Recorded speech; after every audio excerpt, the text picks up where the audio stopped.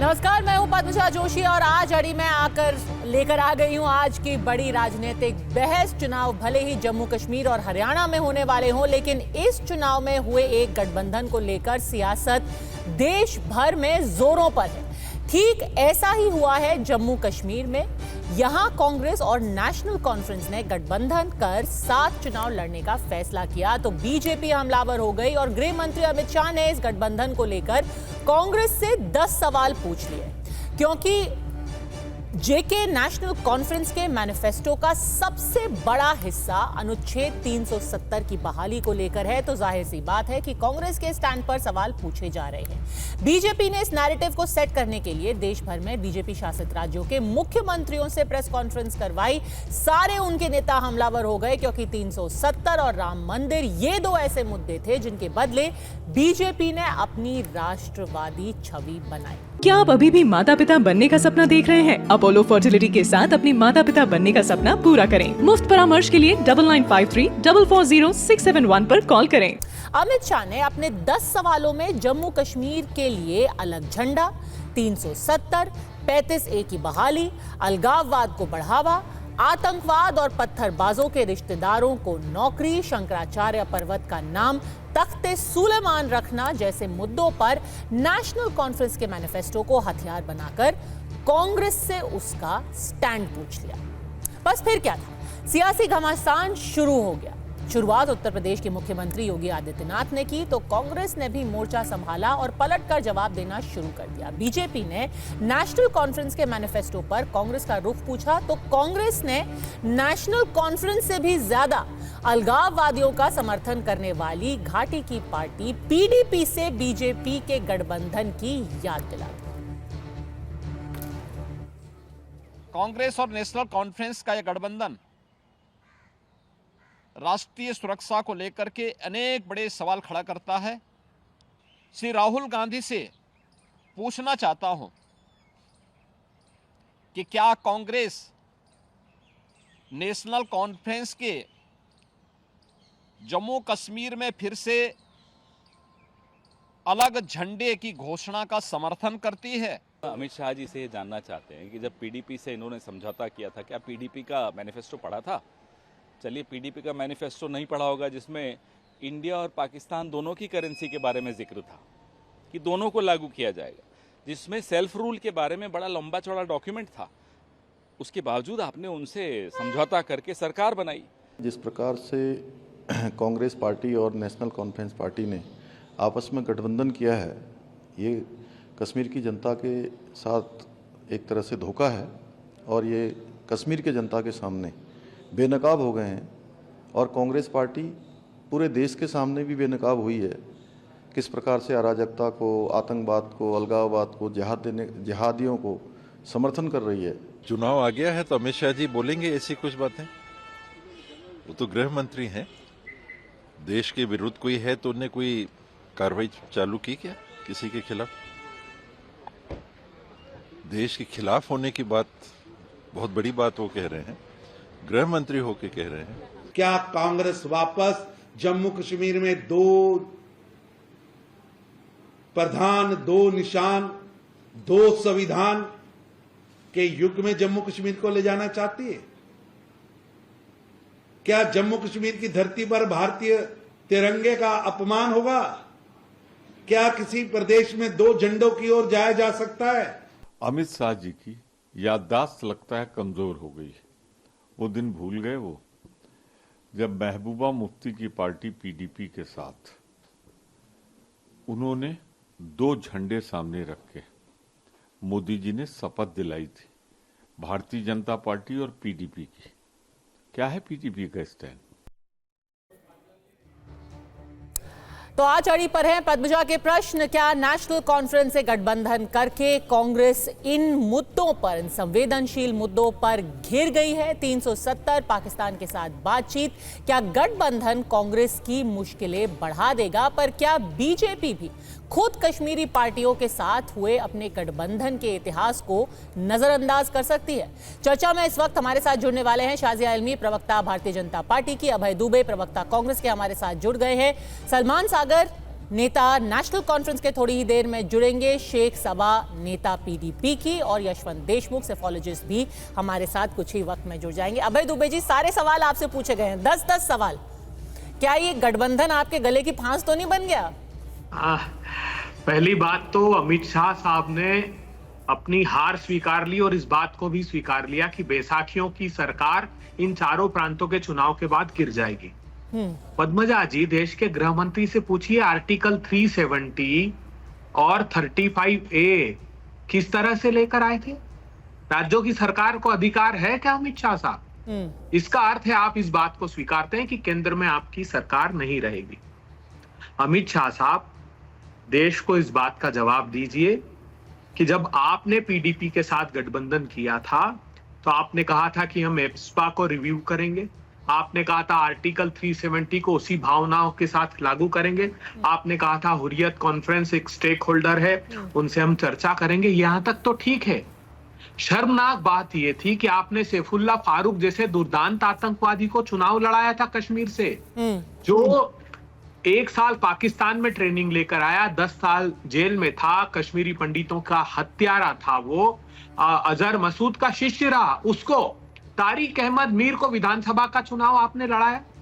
तारिक अहमद मीर जो पाकिस्तान से हथियार सप्लाई करता था, आपकी पार्टी का उम्मीदवार था विधानसभा का। तालिब हुसैन एक आतंकवादी जो आपके मंच पर था, उस रियासी इलाके के लोगों ने पकड़ा, जिस रियासी इलाके में श्रद्धालुओं को बर्बरता से अभी गोलियों से भून दिया। जिस समय आप शपथ ले रहे थे, आपकी कैबिनेट शपथ ले रही थी उस दिन, मेरे पास एक लंबी फहरिस्त है, आगे के शो में मैं चर्चा करूंगा। बिल्कुल, इससे पहले कि आप वो पूरी फहरिस्त पढ़े, आप ही के सवाल को वापस आपसे पूछती हूँ। आप कह रहे हैं कि भाई राज्य सरकारों के पास तो हक ही नहीं है, तो आपके अलायंस पार्टनर ने नंबर 1 पे ये क्यों लिख रखा है, we strive to restore 370, 35A and statehood as prior to August 5, 2019, यानी कि हम 370 और 35A को बहाल कर देंगे। क्या वो कश्मीर के लोगों से झूठ बोल रहे हैं, उनके साथ छल कर रहे हैं? अपने मैनिफेस्टो में क्यों डाला है जब उनके पास ये हक ही नहीं होगा अगर आपकी सरकार बन भी जाती है तो? ये हमारे जो 7 चुनाव लड़ रहे हैं, उन्होंने ये नहीं कहा। जिस प्रकार प्रधानमंत्री जी ने मौन सहमति दे दी थी, ये कह दिया था कि आतंकवादियों का प्रधानमंत्री जी हमको धन्यवाद करना चाहिए, पाकिस्तान का धन्यवाद करना चाहिए कि शांतिपूर्वक यहाँ चुनाव हो गए। मसर्रत तालम का प्रिवेंटिव डिटेंशन का ऑर्डर मोदी जी ठुकराया नहीं था किसी ने। जब आप थे तब तो कोई सरकार भी नहीं थी, दुर्दांत आतंकवादी। वहां के एसपी ने जो प्रिवेंटिव डिटेंशन ऑर्डर था उसको इनकार कर दिया क्योंकि सत्ता की भूख मिटाना चाहते थे आप वहां। तो सभी राजनीतिक दलों का अपना पक्ष है, वो अपने मुद्दों पर चुनाव लड़ते हैं, लेकिन भारतीय जनता पार्टी की केंद्र की वो सरकार जिसने लोकसभा का चुनाव ही नहीं लड़ा कश्मीर में, डर के मारे। मानती और वो सवाल मैं पूछूंगी, पर आपने फिर भी मेरे सवाल का जवाब नहीं दिया। 370 यहाँ पर क्यों लिखा है नेशनल कॉन्फ्रेंस ने, जिसको कहते हैं कि as an article of faith, number 1 पे उन्होंने लिखा है कि हम बहाल करेंगे जो स्टेटहुड है जम्मू कश्मीर का, वो भी बहाल करेंगे। 335A और 370 को भी बहाल करेंगे। देखिए पद्मजा जी, 8वें नंबर पर इन्होंने कॉमन मिनिमम प्रोग्राम में अमित शाह राष्ट्रीय अध्यक्ष से हस्ताक्षर किया था कि आर्टिकल 370 को हम बरकरार रखेंगे। उन्होंने कहा था कि हम डायलॉग स्टेब्लिश करेंगे हुर्रियत कॉन्फ्रेंस से। ये तो सारे वादे उन्होंने किए हैं जिस पर वो कायम भी रहे चुनाव के बाद भी। और 2 ध्वज के सामने अडवाणी जी, प्रधानमंत्री नरेंद्र मोदी, इन्होंने शपथ वहां की सरकार के लिए। और एक ऐतिहासिक तथ्य आखिरी और बता दूं देश के लोगों, कभी भी श्यामा प्रसाद मुखर्जी ने आर्टिकल 370 का उनके कैबिनेट में रहते विरोध नहीं किया। उनकी हस्ताक्षर के बाद आर्टिकल 370 आया। आर्टिकल 370 जब 6 मार्च को राजा हरि सिंह ने घोषणा की कि 2 ध्वज रहेंगे, तब वो कैबिनेट के मंत्री थे। जब 15-16 मई 1949 को वल्लभ भाई पटेल के घर आर्टिकल 370 निगोशिएट हुआ, जब आर्टिकल 36 था वो, तब वो कैबिनेट के मंत्री थे। और जब संविधान में आया तब भी वो कैबिनेट के मंत्री थे, उनकी हस्ताक्षर से आया। ये लोग मुखौटा लगाते हैं, प्रतिशोध लेते हैं कश्मीर के लोगों से और देश की राजनीति। तो मुखौटा एक तरीके से उन्होंने पहना था जब पीडीपी के साथ उन्होंने गठबंधन किया था, ये मानती हूं, पर आपने फिर भी एक स्टैंड नहीं लिया। आप 370 के लिए हैं या नहीं? ये सवाल जब प्रासंगिक होता है जब केंद्र में आपकी सरकार हो पद्मजा जी। ये अप्रासंगिक सवाल है आज किसी भी राजनीतिक दल से, सिवाय कि मोदी सरकार के। सर क्योंकि ये निर्णय- अप्रासंगिक कैसे है? अगर आप किसी के साथ हाथ मिला रहे हैं तो उसके बिलीफ में आप भी बिलीव करते हैं कि नहीं करते हैं? मैं कहती हूं कि भाई मैं 370 के खिलाफ हूं। आप अगर मेरे साथ हाथ मिला करके चुनाव लड़ रहे हैं, मेरे साथ मंच साझा कर रहे हैं, तो आप भी 370 के खिलाफ हैं या नहीं है? 370 अब प्रासंगिक धारा रही क्या, ये बताइए पहली बात। प्रासंगिक उसको बनाया है नेशनल कॉन्फ्रेंस ने अपने मैनिफेस्टो में डाल करके और बोल करके कि हम तो लाएंगे ही लाएंगे। मैं तो एक संवैधानिक प्रश्न देश के सामने रख रहा हूं। कोई भी राजनीतिक दल उसको तो कचरे के डब्बे में डाल दिया गया था 2019 में, 2024 में ला करके उसको वापस प्रासंगिक बनाया जा रहा है इस चुनाव। नहीं, ये मोदी सरकार सिर्फ अपने एजेंडे में ले सकती है, बाकी कोई राज्य की सरकारें नहीं ले सकती। जो बड़ा हक मोदी, देखिए आज सबसे बड़ी डिबेट कश्मीर में क्या है, आखिरी बात कहना चाहता हूं।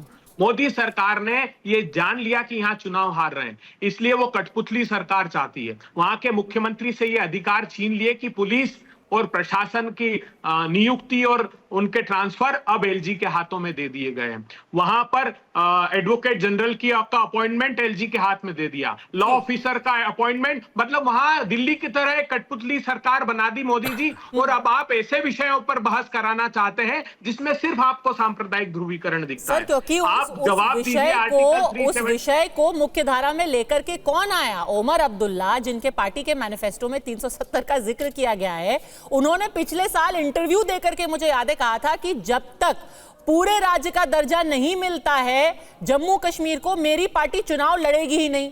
अब वो उस पे भी पलटी खा गए, अब वो चुनाव लड़ रहे हैं आपके साथ, अब वो 370 का मुद्दा ले आए हैं। पर मैं इस चर्चा में बाकी सबको भी जोड़ना चाहती हूं। उससे पहले कुछ आंकड़े दिखाना चाहती हूं मैं अपने दर्शकों को।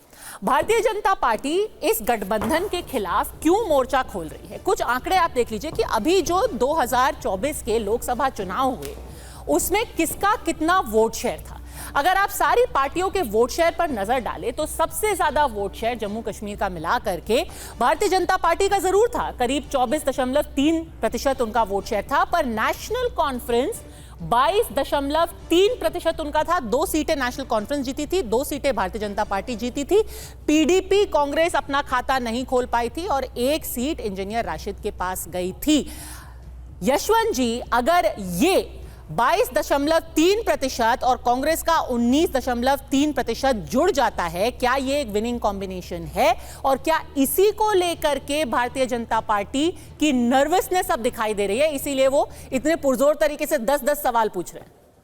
पद्मजा, पहली बात तो ये कि ये जो वोट शेयर है ये पूरे राज्य के मतलब जो आप जम्मू कश्मीर राज्य की अगर बात करें, राज्य ही बोलना चाहिए, यूनियन टेरिटरी है वैसे, लेकिन जो आपको ये ऐसे बटा हुआ दिख रहा है, दरअसल अगर आप 2 हिस्सों में बांटें कि जम्मू में क्या है और वैली में क्या है तो स्थिति ज्यादा साफ दिखाई देगी। मसलन बीजेपी के जो 24% वोट हैं ये पूरे राज्य के नहीं हैं, ये केवल 2 ही सीटों के हैं। बीजेपी ने 3 सीटों पे इलेक्शन ही नहीं लड़ा। उसी तरह से जो नेशनल कॉन्फ्रेंस के वोट हैं वो केवल 3 सीटों के, क्योंकि उन्होंने 3 सीटों पे लड़ा। कांग्रेस के 19% वोट दरअसल जम्मू रीजन के। अगर आप ऐसे सोचें कि कंपेयर करने के लिए तो बीजेपी और कांग्रेस के वोट 24 और 19 एक जम्मू की 2 सीटों पे हैं। इसका अर्थ सिंपल ये है कि अगर आप ये 20 और 22 मिलाकर सोचते हैं कि 44-42% वोट जेके नेशनल कॉन्फ्रेंस को और कांग्रेस के गठबंधन के, तो निश्चित तौर पर 40% से ज्यादा वोट हैं। लेकिन वो 40% से ज्यादा वोट सारी सीटों पे across all state, across all district ऐसा नहीं है। तो ये सीधा 1 और 1 11 हो जा रहा है, ऐसा होना संभव नहीं है। लेकिन ये एक महत्वपूर्ण गठबंधन इसलिए होगा क्योंकि बिना वैली की सीटों के कोई सरकार बना नहीं सकता। और जम्मू में बहुत बड़ा तादाद मतदाताओं की ऐसी भी होगी कि वो विनेबिलिटी भी देख सकती है कि बीजेपी का कोई वैली में तो पैठ है नहीं, कोई उसका अलायंस पार्टनर है नहीं। तो ऐसे में जो जम्मू की केवल सीटें हैं उनमें 10-15 सीट भी अगर कांग्रेस ज्यादा भी जीत सकती है, मैं इनसे इनकार नहीं कर रहा हूं, लेकिन मैं केवल आपको यह कह रहा हूं कि 10-15-20 सीट भी कांग्रेस अगर निकाल लेती है तो एक अलायंस के लिए सिंपल मेजॉरिटी लाना नेशनल कॉन्फ्रेंस की सीटों के साथ में उनके लिए ज्यादा आसान है बनिस्बत बीजेपी के लिए यह सोचना कि हम जम्मू की सारी सीटें जीतेंगे और साथ में कुछ छोटे मोटे फैक्शंस, छोटी पार्टियां जो कश्मीर वैली में जीतेंगी तो हम मिलकर बनाएंगे। पीडीपी का प्रदर्शन और अन्य मतदाताओं का प्रदर्शन, यहां पे 2 ही चीजें महत्वपूर्ण है।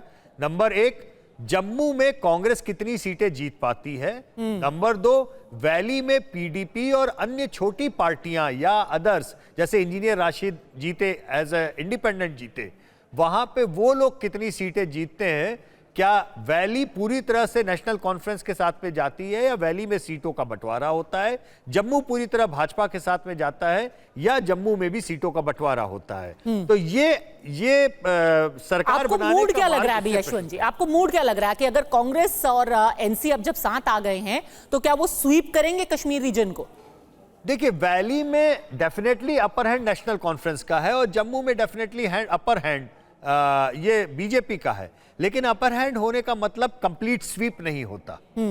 और जिस तरीके का पोलराइजेशन करने की कोशिश की जा रही है, जो आपस में बयानबाजी हो रही है, ये दोनों नेशनल कॉन्फ्रेंस और बीजेपी के बीच में ये एम होगा एक दूसरे को मैक्सिमम टारगेट करने का, ताकि रेस्पेक्टिव रीजन में पोलराइज होकर के उनको ज्यादा सीटें मिले। तो ये शब्द का जो आपने इस्तेमाल किया, शायद यही पूरी कुंजी है इस पूरे नैरेटिव की। शाजिया इल्मी, कांग्रेस कह रही है कि आपको डर लग रहा है और अब आप वापस 370 के मुद्दे को प्रासंगिक बनाने की कोशिश कर रहे हैं, उस पर नेशनल कॉन्फ्रेंस और कांग्रेस को घेरने की कोशिश कर रहे हैं, पर यह काट की हांडी अब दोबारा नहीं चढ़ेगी। पद्मजा जी, 370 का जो पूरा मुद्दा है वो हमेशा प्रासंगिक रहेगा और हमेशा उसकी रेलेवेंस बनी रहेगी जब भी हम कश्मीर की बात करेंगे, चाहे वो चुनावों के संदर्भ में हो या किसी भी संदर्भ में हो। वो एक ऐसी चीज है जो उसको आप लुक अवे नहीं कर सकते, आप मुंह मोड़ नहीं सकते, वो हमेशा रहेगा और वो एक बहुत बड़ा मुद्दा हमेशा रहेगा। अच्छा, दूसरी बात, मैंने बहुत ध्यान से सुना जसवंत जी क्या कह रहे थे। मुझे लगता है ये जो गठबंधन है नेशनल कॉन्फ्रेंस का और कांग्रेस ने जो आयोजन किया है, उसका बहुत गहरा असर जम्मू पे पड़ेगा। और मुझे लगता है जो कई सीटों पे जहाँ पे कुछ अच्छे कैंडिडेट जो कांग्रेस की तरफ से भी हो सकते थे, उन्हें बहुत जबरदस्त खामियाजा भुगतना पड़ेगा। और मुझे लगता है जम्मू में बहुत ही खराब स्थिति इस गठबंधन की वजह से होने वाली है। जहां तक बात है वैली की, और अगर आप वैली को देखेंगे, घाटी को देखेंगे, तो जाहिर सी बात है एनसी और कांग्रेस का इसमें फायदा जरूर है। लेकिन मुझे लगता है कि पीडीपी और जिस तरह के बयानात पीडीपी की तरफ से भी आ रहे हैं, तो मुझे लगता है वहां बहुत बड़ी एक उसको उस वोट बैंक को तराशने की, काटने की और उसमें एक तरह से घुसपैठ बिल्कुल संभव है और होगी। शाजिया, मैं आपसे एक सीधे सवाल पूछती हूँ। आज जो लाजली मुद्दा क्या है, वो ये कह रहे हैं कि भाई देखिए, कांग्रेस एंटी नेशनल है, वो नेशनल कॉन्फ्रेंस जैसी पार्टी के साथ हाथ मिलाकर बैठ गई है, 370 वापस ले आएगी। क्या आप पाकिस्तान से बात करना चाहते हैं? क्या आप आतंकवाद को बढ़ावा देना चाहते हैं? क्या आप 370 वापस लाना चाहते हैं? मुद्दा तो ये है कि ये सवाल पूछने का हक आप पहले से ही नहीं खो चुके हैं। आपने पीडीपी के साथ सरकार चलाई है, नेशनल कॉन्फ्रेंस आपकी सरकार का हिस्सा रही है। अगर ये सारी एंटी इंडिया पार्टीज है तो ये तो आपकी भी हमसफर रही हैं। बिल्कुल पद्मजा जी, और बाकायदा उमर अब्दुल्ला सरकार में, वाजपेयी जी की सरकार में मंत्री थे। पीडीपी के साथ हमने देखा था कि जब कोई भी जिस तरह की सीट्स आई थी और किसी के पास स्पष्ट मेजोरिटी नहीं थी, तो एक कॉमन मिनिमम प्रोग्राम के लिए वहां पे एक गवर्नमेंट बनाने के लिए ये दो पार्टियां मिलकर उन्होंने सरकार दी थी और दिशा दी थी उस वक्त जम्मू एंड कश्मीर में जो तब था। लेकिन ये पहली बार ऐसा हो रहा है कि आर्टिकल 370 के बाद और एब्रोगेशन के बाद इस तरह के चुनाव हो रहे हैं। और ना सिर्फ ये, सबका स्टैंड क्या रहा है 370 लगने पर, ये सब जानते हैं। 370 पर सबने देखा कि वो टेम्पररी प्रोविजन था, उसके क्या असरात हुए आरक्षण को लेकर, लोगों को लेकर, पंचायत लेवल पर लेकर, और जिस तरह से कितने समाजों को उसमें हुकूक मिले हैं। एक तो ये मुद्दा है। दूसरा ये मुद्दा कि क्योंकि उस पर बहुत ही क्लियर स्टैंड नेशनल कॉन्फ्रेंस का रहा है, चाहे वो देश के परचम को लेकर हो, राष्ट्रीय ध्वज को लेकर हो, संविधान को लेकर हो, कानूनों को लेकर हो, तो यही मुद्दा रहेगा। और मुझे लगता है ये सवाल सिर्फ जम्मू एंड कश्मीर में नहीं, पूरे देश में पूछे जाएंगे। भाई दुबे, बात कश्मीर की नहीं, बात देश की है। बड़ी गलती कर दी है सिर्फ एक छोटे, क्योंकि नेशनल कॉन्फ्रेंस तो कश्मीर की पार्टी है, आप पूरे देश की पार्टी हैं। आपको हरियाणा में भी जवाब देना पड़ेगा जहां पे इतने सारे लोग सेना में जाते हैं, आपको जाकर के पंजाब में भी देना पड़ेगा और बाकी देश में भी देना पड़ेगा। पद्मजा जी, ये बात से मैं सहमत हूं शाजिया जी के कि आर्टिकल 370 प्रासंगिक रहेगा। क्यों प्रासंगिक रहेगा? क्योंकि वादा क्या किया था प्रधानमंत्री ने कि आर्टिकल 370 को हटाते ही, आर्टिकल 35A को हटाते ही बहुत सारा इन्वेस्टमेंट आएगा, बड़ी बड़ी कंपनियां जमीन खरीद लेगी, कश्मीरी पंडितों को उनके घर का पुनर्वास कर दिया जाएगा, जो घर उनसे छीन लिए गए थे उन्हें वापस दे दिए जाएंगे, कश्मीरी पंडितों को नौकरी दे दी जाएगी, 6000 ट्रांजिट हाउसेस उनके लिए बनाए जाएंगे। प्रधानमंत्री जी, एक व्हाइट पेपर तो इशू कीजिए। कश्मीर के पंडित वहां पर कह रहे हैं कि 90 से भी बुरे हालात आपने कर दिए। माखनलाल बिंद्रू जो 90 के दशक में घाटी छोड़कर नहीं गए, उनका कत्ल कर दिया गया। राहुल भट्ट का कत्ल कर दिया गया, रजनी बाला का कत्ल कर दिया। हमारे देश के प्रधानमंत्री ने एक शब्द नहीं बोला। बताइए कितने घर दे दिए वहां, राष्ट्रीय ध्वज, बताइए कितने लोगों का, कश्मीरी पंडितों का पुनर्वास कर दिया। मैं आर्टिकल 370 को हटाने के बाद साउथ एशियन टेररिज्म पोर्टल की रिपोर्ट बताता हूं। वो बताते हैं कि सिक्योरिटी फोर्सेस के 262 लोगों की शहादत वहां पर हो गई, 171 सिविलियन मर गए और 2083 आतंकी हमले हुए हैं। प्रधानमंत्री जी, आर्टिकल 370 को हटाने के बाद आप जब शपथ ले रहे थे तब आतंकी, ऐसा कोई रीजन नहीं है। अभय जी, दो मुद्दे थोड़े अलग हैं। अभी अगर वापस ये मैनिफेस्टो की बात कर ले, बात हो रही है, नेशनल कॉन्फ्रेंस क्या कह रही है कि भाई आपको बात करनी चाहिए पाकिस्तान से, encourage dialogue between India and Pakistan. मैं आपसे ये पूछना चाहती हूँ कि आने वाले दिनों में आपकी जो राष्ट्रीय नेता हैं वो कश्मीर में भी आकर के प्रचार करेंगे, फिर वो करनाल में जाकर के भी प्रचार करेंगे, वो आकर के जम्मू में भी प्रचार करेंगे, वो जाकर के हरियाणा में भी प्रचार करेंगे। हरियाणा में जहां पे हर घर से एक बेटा सेना की वर्दी पहनता है और पाकिस्तान क्या हमारे सरहदों पे करता है उन्होंने देखा है अपनी आंखों से, उनको जाके आप क्या बताएंगे कि हमारे दोस्त, हमारी साथी पार्टी कश्मीर में कह रही है बात करो, वो गोली चला रहे हैं तुम पे, तुम्हारे बेटों पे, और हम वहां कश्मीर पे कह रहे हैं हाँ जी हम उनके साथ वार्ता करेंगे। हम पद्मजा जी उनको जाकर ये बताएंगे कि प्रधानमंत्री जी ने अग्निवीर जैसा क्रूर मजाक आपके बेटों के साथ किया है। प्रधानमंत्री जी ने पाकिस्तान के साथ, मनमोहन सिंह तो 10 साल नहीं गए, लेकिन प्रधानमंत्री जी बगैर बुलाए वहां केक काटने गए, उनकी माता जी के चरण छुए, जन्मदिन की बधाई दी। हम बताएंगे कि प्रधानमंत्री जी वहां पाकिस्तान परस्त आतंकवाद में पठानकोट हुआ, उरी हुआ, पुलवामा हुआ, एक के बाद एक आतंकवादी हमले हुए और ये इतिहास साक्षी है। बातचीत के बारे में क्या बताएंगे? नहीं, मैं वही तो कह रहा हूं, ये तो भारत की सरकार से लोकसभा का जवाब सुनिए। वो खुद कहते हैं कि अनुकूल परिस्थिति पे बातचीत होगी। अच्छा। हम कह रहे हैं क्या? आप लोकसभा में जो रिप्लाई फाइल करती है अमित शाह साहब का मंत्रालय, उसको पढ़िए। वो कहते हैं अनुकूल परिस्थिति होगी, हम चर्चा करेंगे। नहीं, उन्होंने ऐसा नहीं कहा। उन्होंने तो ये कहा है लोकसभा में कि हम किसी भी परिस्थिति में पाकिस्तान से दोबारा बातचीत शुरू नहीं करेंगे। आप एक बार रिप्लाई तो देख लीजिए। मैं अप्रामाणिक बातें करने का अभ्यस्त नहीं हूँ। एक बात सुनिए गंभीरता से, जब भारतीय जनता पार्टी की सरकार रही है, 90 के दशक में उनकी साझा सरकार थी, तब वहां पर कश्मीरी पंडितों का पलायन हुआ। 2000 में जब अटल जी की सरकार थी तो सिंहपुरा का नरसंहार हुआ, नदी मार्ग थाने का नरसंहार हुआ, रघुनाथ मंदिर पर हमला हुआ, मोदी जी थे तब अमरनाथ यात्रियों पर हमला हुआ। अभी रियासी 50 जब मोदी सरकार शपथ ले रही थी उस दिन की घटना है। तब 9 लोगों का कत्लेआम कर दिया और 41 लोगों को घायल कर दिया। अगर आपको फेरिस पढ़नी तो फेरिस में भी पढ़ सकती हूँ। अगर आपको अरे फेरिस है ही नहीं आपके पास, क्या होगी? आप ही की सत्ता की सरपरस्ती में आतंकवाद हुआ। ये निर्मल सिंह, ये बुरहान वानी के घर नहीं गए थे मुआवजा देने के लिए? बताइए। आसिया द्रावी आतंकवादी को ब्रांड एम्बेसडर बनाया था आपने, आपकी और पीडीपी की सरकार ने। क्या जवाब देंगे उसका देश के सामने? बताइए। आपके पास कोई जवाब नहीं है। मुझे नहीं, ये सब एक मुद्दा होगा। आपने शपथ ली है, आपने दो निशान के साथ शपथ ली है, प्रधानमंत्री जी मौजूद थे उस समय, और आपने अपने कॉमन मिनिमम प्रोग्राम में डाला था पीडीपी के साथ। अब किस मुंह से आप जवाब देंगे? आपको अधिकार ही नहीं है भारत का ध्वज पकड़ने का। यशवंत जी, आपने जो है जाकर के मूड देखा है जम्मू कश्मीर का। आज जब भारतीय जनता पार्टी कह रही है कि ये दो निशान दो प्रधान नहीं चलेगा कश्मीर के अंदर, तो क्या 2015 की याद करके जब दो निशान सामने लेकर के मुफ्ती मोहम्मद सईद ने शपथ ली थी मुख्यमंत्री के तौर पे एक मिलीजुली सरकार बीजेपी पीडीपी की सरकार की, तो ये जो पूरा नैरेटिव है क्या ये बनाने में बीजेपी सफल हो पाएगी? मेरे ख्याल से जब उन्होंने शपथ ली थी उस समय 370 अपनी जगह पे था। तो संवैधानिक मतलब तरीका था, मजबूरी थी।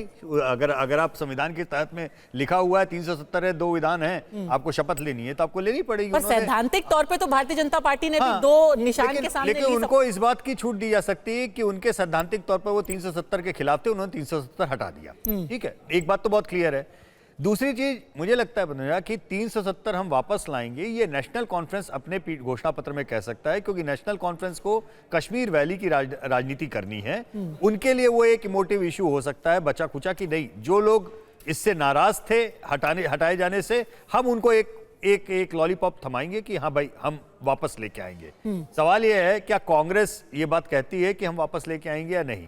कांग्रेस ये कह रही है कि उनका मुद्दा अलग है। जब पीडीपी कभी मेजॉरिटी लोकसभा में लेके आए खुद तो, या नेशनल कॉन्फ्रेंस लेके आए, वो अपना हटाना चाहें। हम कांग्रेस ने अभी तक क्या ये बोला है कि हम 370 अगर मेजॉरिटी में आएंगे तो हम हटाएंगे। इसी मुद्दे पे भाजपा उनको घेरने की कोशिश करेगी, क्योंकि जम्मू में भाजपा का कैंपेन इसी बात पे चढ़ेगा कि 370 हटा है तो इंटीग्रेशन कंप्लीट हुआ है। क्योंकि जम्मू के लोगों को लंबे समय तक इस बात का दुख रहा है कि वैली या कश्मीर की पॉलिटिक्स जम्मू के ऊपर डोमिनेंट की है, हमेशा से हावी रही है। सीटें वैली में कम आबादी के बावजूद बाय द वे ज्यादा रही। इस बार नए डिमिलिटेशन में जाके जम्मू को थोड़ा सा उसका हक मिला है, बेहतर रिप्रेजेंटेशन मिला है।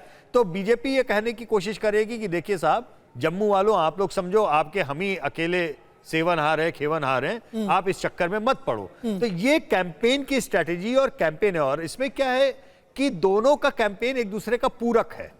मतलब वो दोनों चाहेंगे, नेशनल कॉन्फ्रेंस चाहेगी बीजेपी 370 के अगेंस्ट पुरजोर प्रचार करे, हटाए जाने को जोर जोर से ड्रम बीट करे। बीजेपी भी चाहेगी कि नेशनल कॉन्फ्रेंस जोर जोर से बोले कि हम वापस लाएंगे। और जम्मू में क्यों, वो जाके हरियाणा में भी बोलेंगे, महाराष्ट्र में वो उद्धव ठाकरे से पूछेंगे कि भाई उद्धव जी आप इसके खिलाफ है, आप इसके समर्थन में है। लेकिन एक चीज यहाँ पे मैं बारीक और बोलना चाहूंगा, बहुत सारे लोगों को ये गलत फहमी है कि जम्मू रीजन मतलब वहां पे मुस्लिम वोटर नहीं है, या नेशनल कॉन्फ्रेंस का वहां पे कोई भी किसी भी किस्म का बेस नहीं रहा है। ये गलत बात बयानी होगी। 96 के विधानसभा चुनाव में जब जम्मू कश्मीर में नेशनल कॉन्फ्रेंस 57 सीट लेके आई थी, उसमें बड़ी तादाद में जम्मू में उन्होंने सीटें जीती थी, और नेशनल कॉन्फ्रेंस के टिकट पे बड़ी तादाद में हिंदू उम्मीदवार भी जम्मू से जीत के आए थे।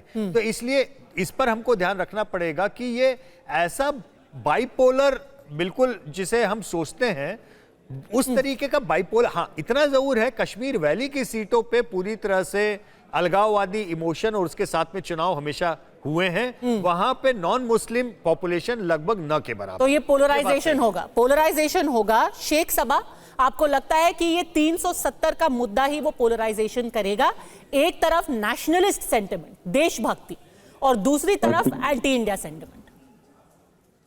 देखिए अब तक मैं इन सबका सुन 370 पे बात करेंगे, 370 हटाना सही है या गलत था, पर 370 हमारे को it was an constitutional right of the people of Jammu and Kashmir, तो वो हटाना बिल्कुल ही इलीगल था।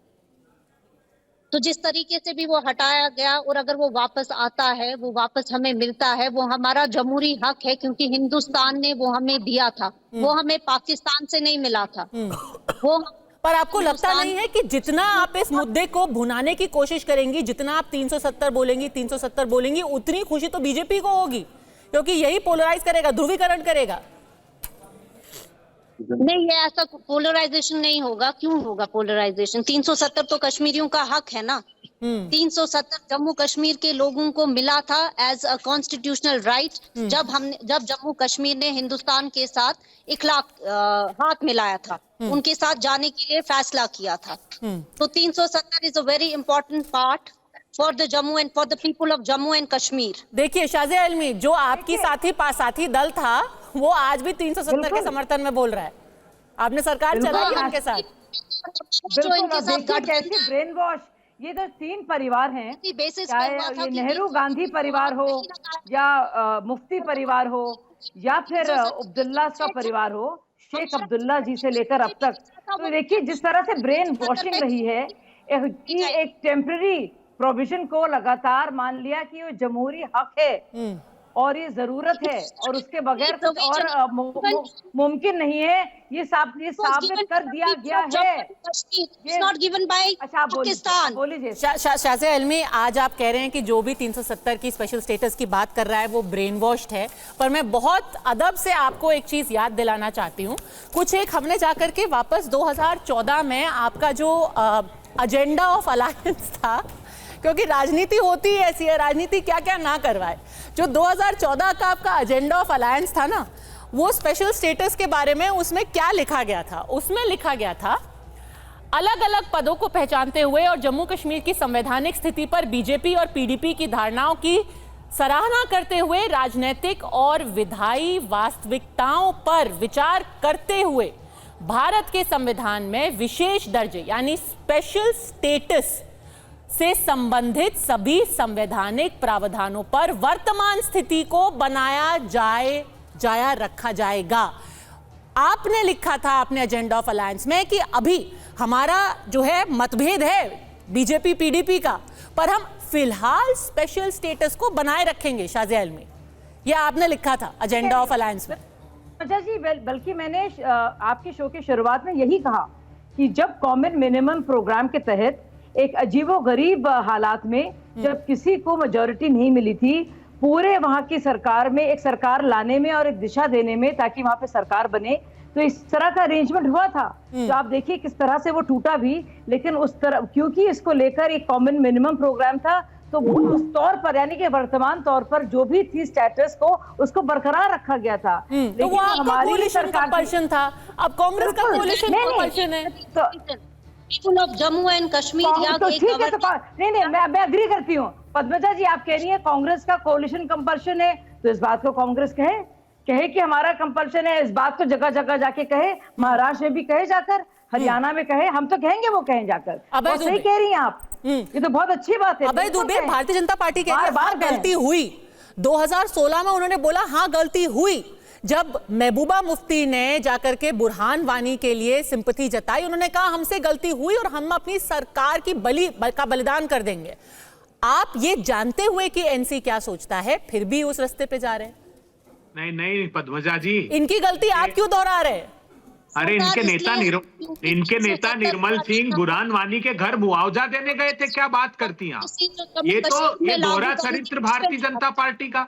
ये तो देश को देखिए, हम जब जाएंगे दूसरे प्रांतों में तो हम तो पूछेंगे, अब नहीं चलने वाला, अब वो मुखौटा उतर गया, वो शमशान कब्रिस्तान का, वो मुजरे का, वो मंगलसूत्र का, वो मछली का, ये सांप्रदायिक ध्रुवीकरण का देश ने जान लिया। उत्तर प्रदेश जैसे प्रांत में आपको आधा साफ कर दिया है। आप अयोध्या हारे हैं, आप सालासर बालाजी हारे, खाटू श्याम हारे, आप रामेश्वरम में हारे, आप चित्रकूट में, जितनी अलौकिक शक्तियों के स्थल है, भारतीय जनता पार्टी को अलौकिक शक्ति ने भी हराया और इस देश के लोगों ने भी हराया। अब ये चलने वाला नहीं। वो पूछेंगे 80,000 करोड़ के जम्मू कश्मीर के पैकेज का क्या हुआ? प्रधानमंत्री जी उसका जवाब दीजिए।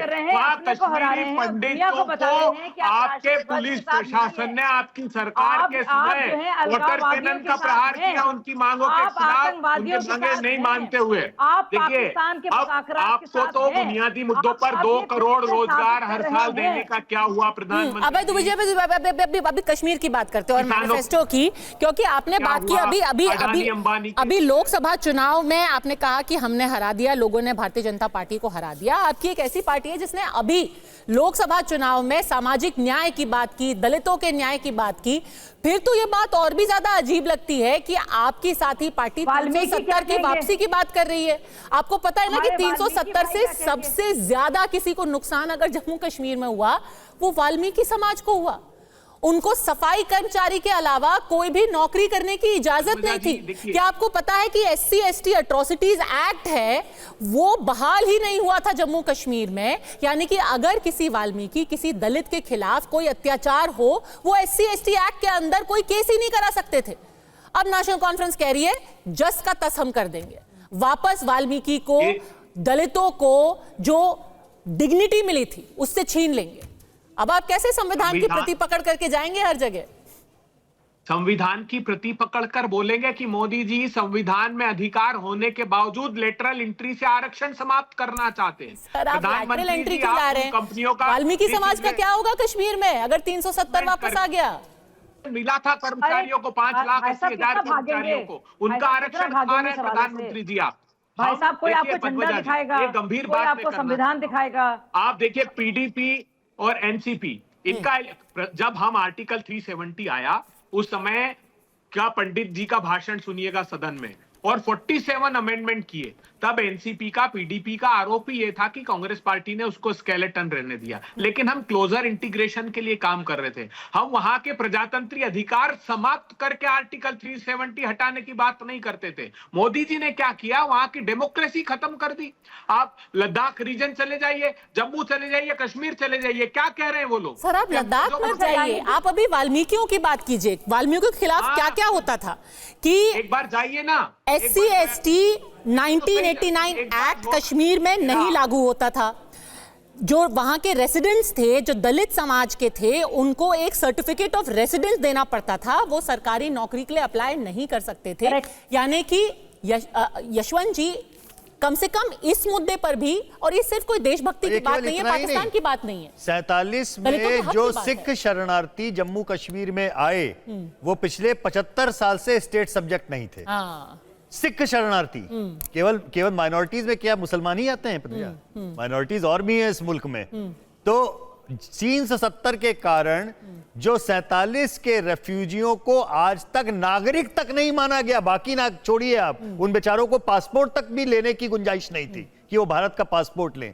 उनको पहली बार उनका एक हक मिला, एक देश के नागरिक होने के नाते। तो देखिए, एक बात बहुत साफ है, PDP हो चाहे नेशनल कॉन्फ्रेंस, इनको घाटी की राजनीति करनी है। इन लोगों ने अब जम्मू की राजनीति न करने का विचार बना लिया है, ठीक, इससे समझ में आ रहा है। दूसरी बात, कांग्रेस को जम्मू की राजनीति करनी है, इसलिए वो बिना कमिटेड हुए वो ना तो हाँ में रहेंगे ना पे रहेंगे। अगर आप उनसे बोलेंगे कि अच्छा मानिए कल कांग्रेस की सरकार आ जाती है केंद्र में, तो क्या आप 370 बहाल करेंगे, वो हाँ भी नहीं बोलेंगे। ये भी मैं आपको लिख के दे रहा हूं, क्योंकि कांग्रेस को राष्ट्रीय राजनीति करती है। पर ऐसी राजनीति चलती है कि आप यहाँ कुछ बोलें वहां कुछ और बोल दें। ये कांग्रेस को समझने की बात है, ये कहना बड़ा मुश्किल है। जितना मुझे समझ में आता है कि 543 में से 3 लोकसभा सीटें हैं कश्मीर वैली की, और 540 सीटें हैं कश्मीर वैली के बाहर।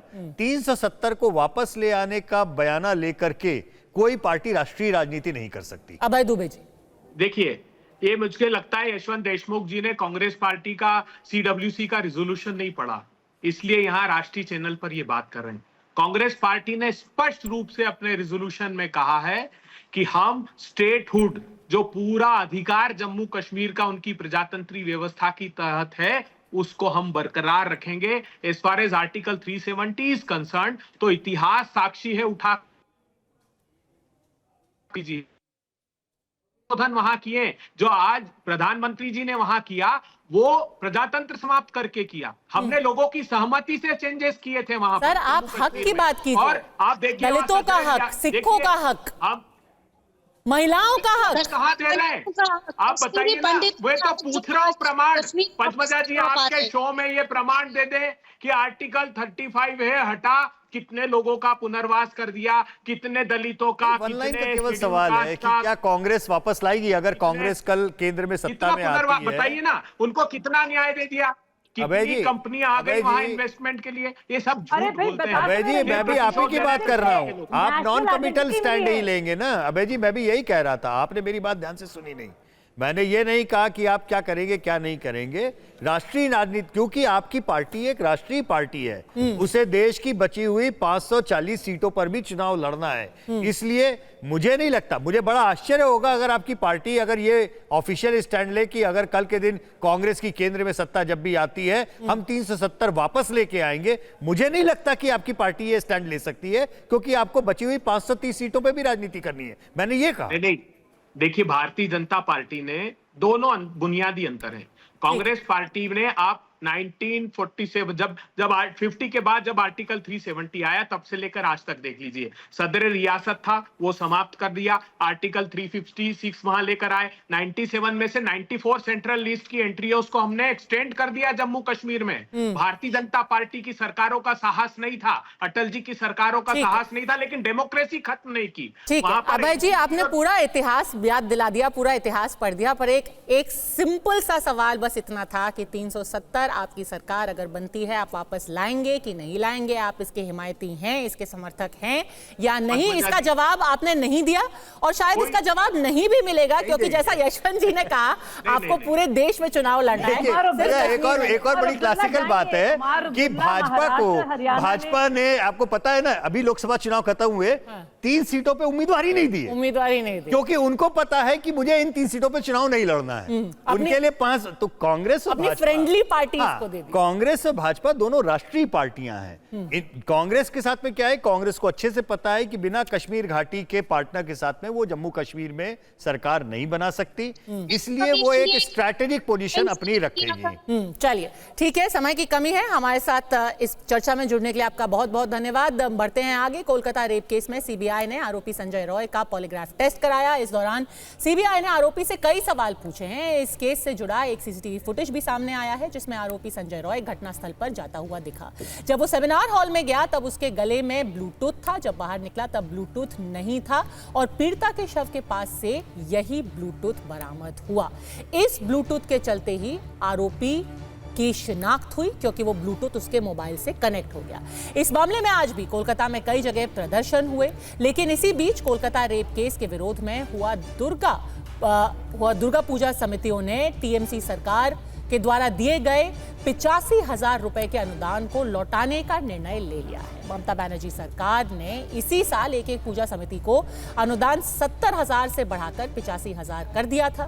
कई दुर्गा पूजा समितियों ने घोषणा की है कि वो 85,000 रुपए का अनुदान स्वीकार नहीं करेंगे और इसीलिए हम सवाल पूछ रहे हैं कि क्या बंगाल में जनता का मूड धीरे धीरे अब दीदी के खिलाफ होता जा रहा है? क्या डॉक्टर बेटी के रेप मर्डर से अब भक्त भी नाराज हुए हैं? और महिलाओं की सुरक्षा पर एक बहुत बड़ा सवाल उठ गया है एक और वाकये से, जहां एक महिला पायल मुखर्जी के ऊपर भी हमला हुआ है। वो अभिनेत्री हैं, वो भी इस वक्त हमारे साथ अड़ी में जुड़ रही हैं। साथ ही साथ मोहम्मद तौसीफ रहमान प्रवक्ता हैं तृणमूल कांग्रेस के और किशोर तिवारी प्रवक्ता शिवसेना यूबीटी के। शाज़िया आलमी हमारे साथ बनी हुई हैं।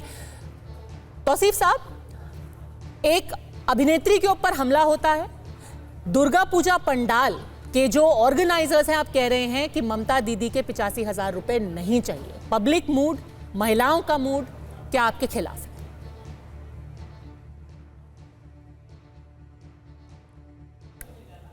तौसीफ रहमान, आपको आवाज आ रही है? जी आप थोड़ी सी डिले सारी थी। नमस्कार सबको। देखिए, आपको तो इसमें तो आपको रिस्पेक्ट करना पड़ेगा। अगर कोई कमेटी वाले अगर ये कहते हैं कि हमें जस्टिस मिल जाए, हम फिर लेंगे या हम नहीं लेंगे, क्योंकि पद्मजा देखो, आपको समझना पड़ेगा एक और बात कि पूरे वेस्ट बंगाल में, पूरे बंगाल में 43,000 कमिटीज, 43,000 कमिटीज हैं, जो 15,000 से ये जो फंड्स था वो शुरू हुआ था। आज 24 जुलाई को 70,000 80,000 के करीब चला गया था और लोग लेते थे। बिकॉज आपको समझना पड़ेगा एक और बात, क्योंकि दुर्गा पूजा एक इमोशन है, सिर्फ रिलीजन नहीं है और कोई एक धर्म का कोई वो तो है नहीं, पूरा बंगाल इसको सेलिब्रेट करता है। और गांव में ऐसे कई जगहें हैं जहां पर ये फंड काफी काम में आया है, इसलिए वो हर साल 10,000 5,000 करके बढ़ाया गया है। और ये भी बात है कि अगर कोई सेंसिटिव है और नहीं लेना चाहता है, उसको किसी चीज की नाराजगी है, तो उसका भी सम्मान करते, इसमें आपत्ति नहीं होनी चाहिए। पर नाराजगी जिसको है, चाहिए ये तो वो मान लेगा, रहे हैं जिसको ना। नहीं चाहिए नाराजगी वो नहीं है। ले।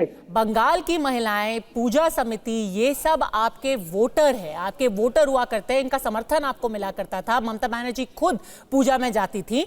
अगर अब उसके ऑर्गेनाइजर कह रहे हैं नहीं चाहिए सरकारी अनुदान, नाराजगी तो है ना आपकी सरकार से? नहीं, 43,000 से अब कितने लोगों ने नहीं लिया, उसकी रिपोर्ट भी आपको जानना जरूरी होगी। अब उसकी रिपोर्ट तो आएगी, क्योंकि अभी तक पोर्टल खुला नहीं है। पोर्टल मेरे ख्याल से 1-2 हफ्ते में खुल जाएगा या 1-2 दिन में खुल जाएगा। तो जैसे पोर्टल खुलेगा और उस फंड्स लेने के चक्कर में कितने लोग आएंगे और कितने लोग की नाराजगी है, वो आपके सामने आएगा पद्मजा। और जो लोग लेंगे उनका भी स्वागत है, और जो नहीं लेंगे उसमें कोई आपत्ति नहीं है। उनकी नाराजगी है, वो नाराजगी को सुनी जाएगी। नाराजगी अब देखिए क्यों है? पूजा आप मान रहे हैं पूजा नाराजगी कमेटी है, है ना, नाराजगी मेरे ख्याल से जितने भी पूजा कमेटी जो पैसा नहीं लेना चाह रहे हैं, उनके पास ऐसे ही बहुत पैसे होंगे, और नाराजगी भी है उनको। देखिए नाराजगी जो है वो तो कोर्ट डिसाइड करेगा। तौसीफ साहब, बात नाराजगी कितना पक्ष में था और कितना विपक्ष हुआ। आपने कहा उनकी नाराजगी है, मैं आपसे सिर्फ ये पूछ रही हूँ नाराजगी क्यों है? आप मान रहे नाराजगी है, नाराज क्यों है वो? क्योंकि उन्हें लगता है कि सरकार के एक्शन में कमी रह गई है, सरकार के रवैये में कमी रह गई है। पद्मजा बिल्कुल सही कह रही हैं आप, बिल्कुल सही कह रही है। नाराजगी तो पूरे भारत को है कि 5 दिन के बाद FIR होता है। हमारी डॉक्टर बेटी के साथ अगर कहीं नाइंसाफी हुई, उसकी भी नाराजगी है। नाराजगी तो बदलापुर, हाथरस, उन्नाव और 1 लाख के ऊपर जो रेप हुआ है इन 10 सालों में, नाराजगी पूरे भारत में। और इस नाराजगी को मिटाना हमारा फर्ज बनता है, और हम चुकेंगे नहीं पद्मजा, ये कसम, हम चुकेंगे नहीं। नाराजगी को बिल्कुल दूर करेंगे और बेशक दूर करेंगे। मगर एक बार केस CBI के पास है, ऑनरेबल सुप्रीम कोर्ट के पास है, हम बिल्कुल जानेंगे। तौसीफ जी बहुत लंबा बोले आप मुझे बोलने दीजिए प्लीज। वेब पोर्टल कब खुलेगा? 70,000 से, शुक्रिया पद्मजा। 70,000 से जी 70,000 से 85,000 दुर्गा पूजा समितियां, किसको आपत्ति होगी, नाराजगी होगी, नहीं होगी? इस वक्त पश्चिम बंगाल में एक आक्रोश का माहौल है। नाराजगी शब्द का इस्तेमाल करना बहुत हल्का एक शब्द है उस माहौल के लिए, और अभी भी जिस तथ्य बार-बार सामने आ रहे हैं, आप इसमें फ्लेमिंग डालिए, आप इसमें केरोसिन डालिए। आप बोल लीजिए भाई साहब, आपके बाद बोलने दीजिए। आपने अपनी बात रखी है तौसीफ, अब शाजिया को बोलने दीजिए। शाजिया, नहीं, केरोसिन कोई नहीं डाल रहा है। आप क्या कह रहे हैं कि अभय के माँ बाप केरोसिन डाल रहे हैं, और जो वहां पे डॉक्टर्स प्रोटेस्ट कर रहे हैं वो केरोसिन डाल रहे हैं। वो लगातार जो सवाल उठाए जा रहे हैं कि किस तरह से संदीप घोष लगातार 2021 से मूवमेंट था उसके खिलाफ, किस तरह से वो, चाहे वो एडमिशन हो या इंटर्नशिप हो या कंप्लीशन ऑफ सर्टिफिकेट हो, उसके लिए पैसे लेता था। वो क्या है? वो राजनीति केरोसिन डाला जा रहा है उस पर। आप क्या कह रहे हैं? जिस तरह से उसकी नियुक्ति की गई है, जिस तरह से फिर से उसकी नियुक्ति की गई है, जिस तरह से बाकायदा उसको पत्र लिखे जाते थे, हैप्पी बर्थडे बनाया जाता था, जिस तरह से स्वास्थ्य मंत्रालय, कानून मंत्रालय और मुख्यमंत्री का मंत्रालय पूरी तरह से उनके साथ खड़ा था, आपको क्या लगता है कि ये इसमें राजनीति हो रही, केरोसिन डाला जा रहा है? कौन केरोसिन डाल रहा था भाई? क्या हो रहा था वहां पे? आपने देखी है वो तस्वीरें? आप जानते हैं क्या हुआ है?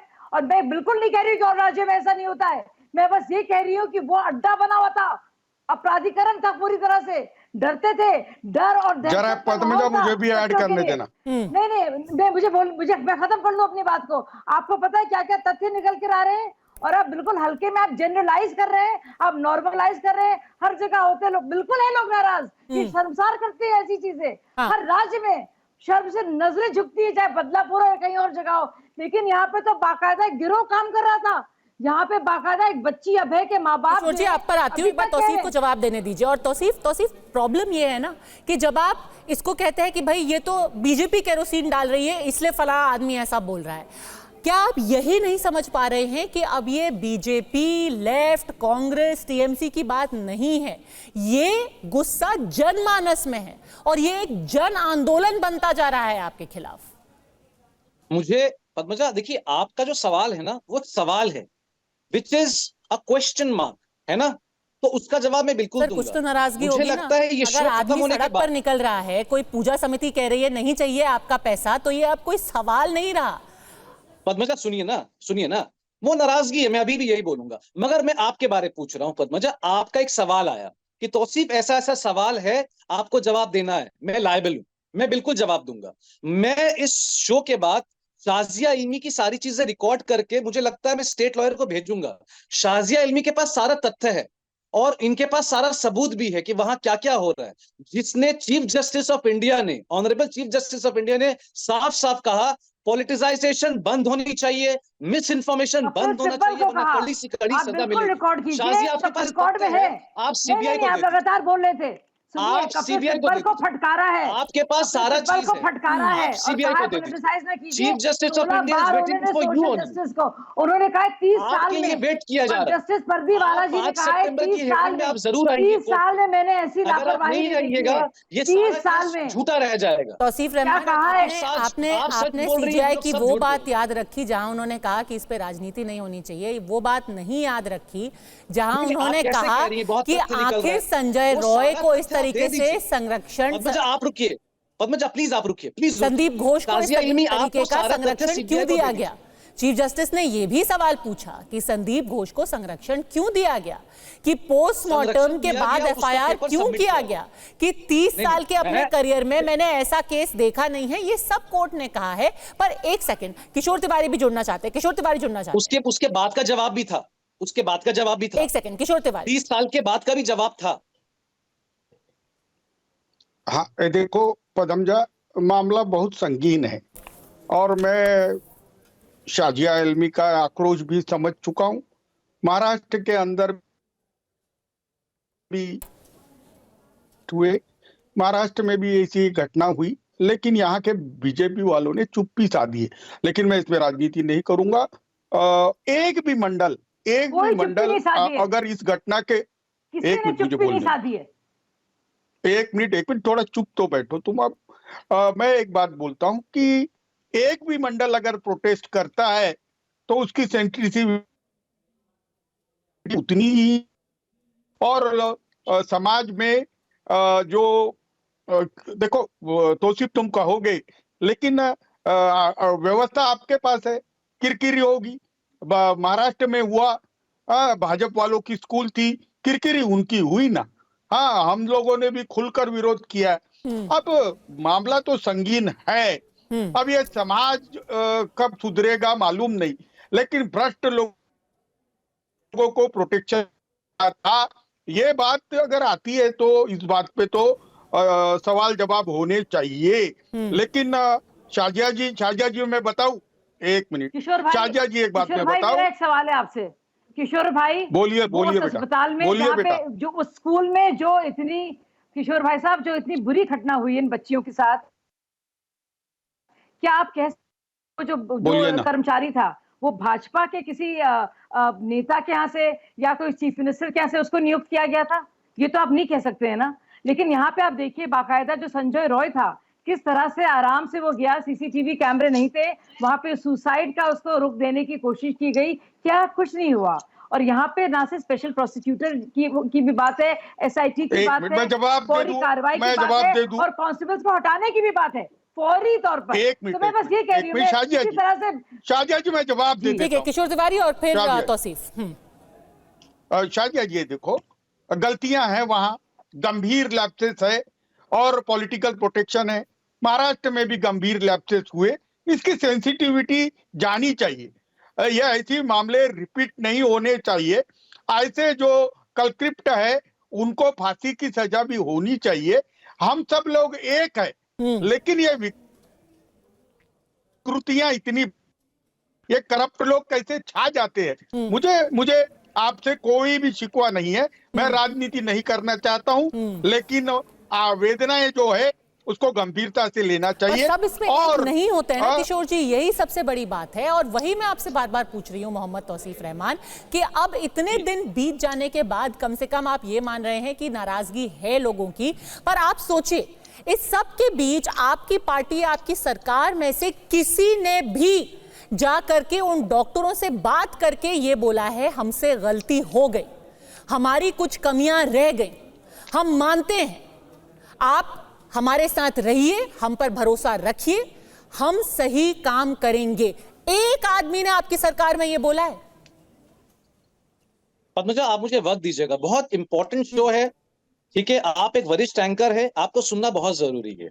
पहले ही दिन 9 तारीख को स्टेटमेंट आया ममता बनर्जी का कि हम आप लोगों के साथ हैं, आप मेरे पर भरोसा करिए, सब कुछ ठीक हो जाएगा। 10 तारीख को स्टेटमेंट सेम आया, हमारे 4 नेता उन डॉक्टर्स के पास मिलने गए, उन डॉक्टर्स ने साफ कहा सर हमें आप लोगों की जरूरत नहीं है, जरूरत पड़ेगी हम आपको बुला लेंगे, इज्जत किया गया। 13 तारीख को स्वर्णा कोमल शाह, जावेद खान दोनों मंत्री मिलने गए उनके, उन्होंने भी प्रोटेस्टर्स ने कहा सर हमें जरूरत नहीं, चले गए। और हम इसका सम्मान करते हैं because we never wanted to politicise. अब मैं जवाब दूं, रही बात पंडाल, अब मैं जवाब दूं। पहले दिन जो मुख्यमंत्री ने बोला, उन्होंने ये नहीं बोला कि हमसे गलती हुई है। जब मुख्यमंत्री का बयान आया उस वक्त भी कोशिश की जा रही थी कि सबूतों के साथ छेड़छाड़ की जाए, पॉइंट नंबर 1। पॉइंट नंबर 2, जब आपके नेता गए डॉक्टर से मिलने के लिए, तौसीफ साहब मैं बहुत इज्जत से आपको ये बताना चाहती हूं कि आप पूरी सच्चाई नहीं बयां कर रहे हैं। जब आपके नेता, एक एमएलए और एक मंत्री डॉक्टर से मिलने गए तो उन्होंने कहा गो बैक। उन्होंने ये नहीं कहा हमें जरूरत नहीं है, उन्होंने कहा गो बैक, क्योंकि आपने संदीप घोष को एक कॉलेज से हटा के दूसरे कॉलेज में डाला था। उन्होंने नारे लगाए गो बैक, पूरी बात सुनिए, आपके खिलाफ विरोध किया, और तब से लेकर अभी तक आपके नेताओं ने क्या कहा है? ये पूरा राजनीतिक है, ये पूरा प्रायोजित है। 14 अगस्त को लाठियां चलाई गई, लोगों को पीटा गया, एक फुटबॉल मैच रद्द किया गया, वहां पर लाठियां चलाई गई, और आज तक किसी ने इसके लिए माफी नहीं मांगी है। लोगों को पीटने पर, लोगों के ऊपर अटैक करने के लिए एक नेता ने क्या माफी मांगी है? आप आज कह रहे हैं हाँ शायद थोड़ी सी नाराजगी। अरे नाराजगी क्यों है? नहीं, नाराजगी तो फट रही है लोगों की नाराजगी। नाराजगी आज से नहीं है, 10 दिन से वो सरकार से पूछ रहे हैं कि ये सब क्यों हो रहा है, और कोई जवाब ही नहीं दे रहा। मगर नहीं, मैं आपको जवाब दे रहा हूं ना, आपको सुनना पड़ेगा, अगर आप इंटरप्ट नहीं करे तो। बोलिए। नाराजगी डे 1 से है, और उसी नाराजगी को पॉलिटिसाइज किया जा रहा है केरोसिन देकर, और सीजीआई ने साफ तौर पे कहा कि आपको ये बंद करना पड़ेगा। पद्मजा, मेरा सवाल आपसे नहीं, मेरा सवाल भारत के लोगों से जो हमारे ऊपर जो आक्रोश दिखा रहे हैं, गुस्सा दिखा रहे हैं, मैं उनसे सीबीआई से ये पूछना है कि जब आपके पास सारी चीजें हैं, अब तक आपने संदीप घोष को अरेस्ट क्यों नहीं किया? अब तक आपने संजय रॉय को अपने कस्टडी में क्यों नहीं लिया? आप यही लोग हैं जो कह रहे थे 3 दिन के अंदर हमें रिजल्ट दीजिए। अब तक सीबीआई ने संदीप घोष को अपनी हिरासत में नहीं लिया, संजय रॉय को अपने हिरासत में नहीं लिया, संजय रॉय को जुडिशियल कस्टडी में भेज दिया गया। Why not Sandeep Ghosh has been questioned? सही से उनको आप मान रहे हैं कि संदीप घोष किया जा रहा है? आप कह रहे हैं कि संदीप घोष संलिप्त हैं? आप मान रहे हैं कि संदीप घोष संलिप्त है? एक सेकंड तौसीफ, आपने कहा सीबीआई क्यों नहीं अरेस्ट करी संदीप घोष को, यानी कि आप टीवी पर कह रहे हैं कि संदीप घोष संलिप्त हैं इस अपराध में? जरा मैं बात कर लूं थोड़ी। संलिप्त है कि नहीं? आप कह रहे हैं कि सीबीआई ने अरेस्ट क्यों नहीं किया?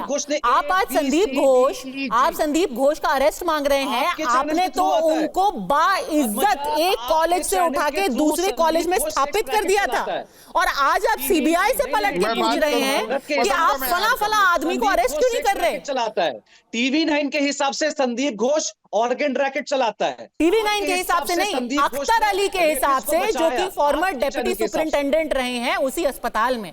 TV9 के हिसाब से नहीं, संदीप घोष चलाते थे।